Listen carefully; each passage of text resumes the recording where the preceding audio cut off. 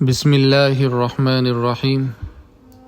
محترم سامعین کرام، کیا ہم نے کبھی سوچا ہے کیا ہم امت محمدیہ آج علم کے کس مقام پر کھڑے ہیں؟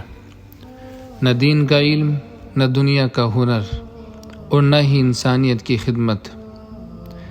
کبھی ہم نے دنیا کو علم دیا اور آج ہم دوسروں کے رحم و کرم پر ہیں۔ قرآن ہمارے گھروں میں ہے لیکن دلوں سے نکل چکا ہے۔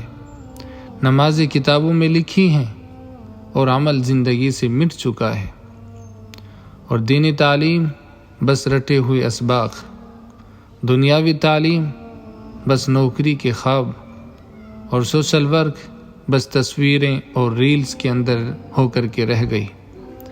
یاد رکھو، یہی دین ہمیں سکھاتا ہے کہ علم حاصل کرنا ہر ایک مسلمان مرد و عورت کے اوپر فرض ہے۔ بنا کسی مجبوری کے، بنا کسی عذر کے ان پڑھ رہنا، بنا علم کے رہنا ناجائز اور حرام ہے۔ اور یہی دین ہمیں سکھاتا ہے کہ خدمت کرو چاہے تمہارے پاس کچھ نہ ہو۔ یہی دین ہمیں سکھاتا ہے کہ دین پر عمل کرو چاہے دنیا تمہیں تنہا چھوڑ دے۔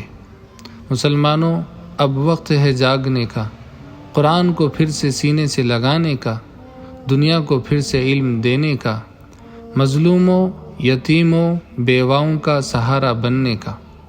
آئیے ہم اپنے بچوں کو حافظ قرآن بھی بنائیں، ڈاکٹر، انجینئر اور سائنسداں بھی بنائیں، اور انسانیت کا خادم بھی بنائیں، اور دعا کریں اللہ تعالی ہم سب کو علم، عمل اور رحم کرنے والا مسلمان بنا دے۔ آمین۔